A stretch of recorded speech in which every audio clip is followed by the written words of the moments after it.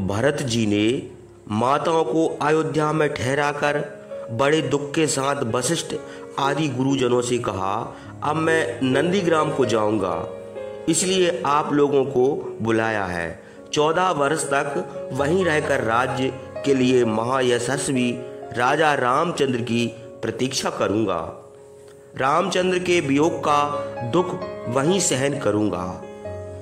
महात्मा भरत के यह शुभ वचन सुनकर पुरोहित, वशिष्ठ और सम्मंत्रियों ने कहा, भरत, तुमने भाई के प्रेम से जो यह कहा है वह अत्यंत प्रशंसनीय है और तुम्हारे अनुरूप है।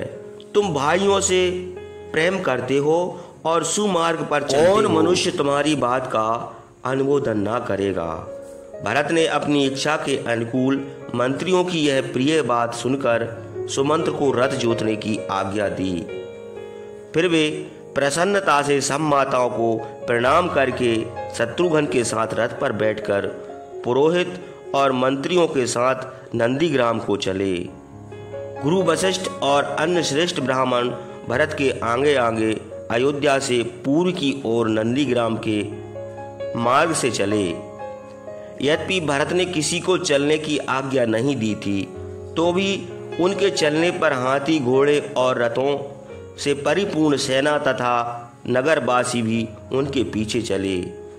इस प्रकार धर्मात्मा भरत रथ पर बैठकर रामचंद्र के खड़ाऊ सिर पर रखकर नंदीग्राम को गए। वहां पहुंचकर रथ से उतरकर उन्होंने वशिष्ठ आदि गुरुजनों से कहा, मेरे भाई रामचंद्र ने यह राज्य मुझे सौंपा है और उनके ये सुवर्ण भूषित खड़ाऊ राज की रक्षा करेंगे। उसके बाद दुख से पीड़ित भरत ने रामचंद्र के खड़ाऊ सिर पर रखकर प्रजा से कहा, तुम लोग रामचंद्र के चरण स्वरूप इन पादुकाओं पर छत्र लगाओ। इन्हीं के द्वारा राज्य में धर्म स्थापित रहेगा। भाई रामचंद्र ने राज्य का भार सौंपा है। यद्यपि जब तक वे लौटकर अयोध्या को नहीं आवेंगे तब तक मैं इस राज का पालन करूंगा। उनके आने पर अपने हाथ से यह खड़ाऊ उनके पैरों में पहनाकर उनका दर्शन करूंगा। फिर उनका राज्य उनको सौंपकर मैं उनकी सेवा करूंगा। उस समय वह राज अयोध्या नगरी और ये खड़ाऊ उनको सौंपकर मैं निष्पाप हो जाऊंगा।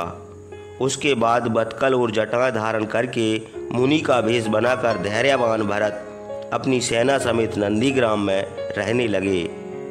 वे अपने हाथ से रामचंद्र के पादुकाओं पर चवर और छत्र धारण करते थे और राज्य संबंधी सब काम पादुकाओं से निवेदन कर देते थे। इस प्रकार श्रीमान भरत रामचंद्र की पादुकाओं का अभिषेक करके और उनके अधीन रहकर राज का पालन करने लगे। राज का जो कुछ काम होता था अथवा जो बहुमूल्य भेंट आती थी वह सब पहले रामचंद्र की पादुकाओं को निवेदन करके फिर उसका यथोचित प्रबंध करते थे। उधर भरत के लौट आने पर तपोवन में निवास करते हुए रामचंद्र ने तपस्वियों को बहुत घबराए और डरे हुए देखा।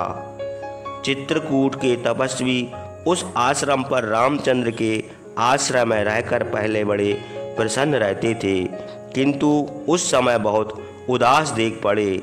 शंकित होकर आँखों और भौं से संकेत करके रामचंद्र की ओर देखकर आपस में धीरे धीरे कुछ बातें करते थे।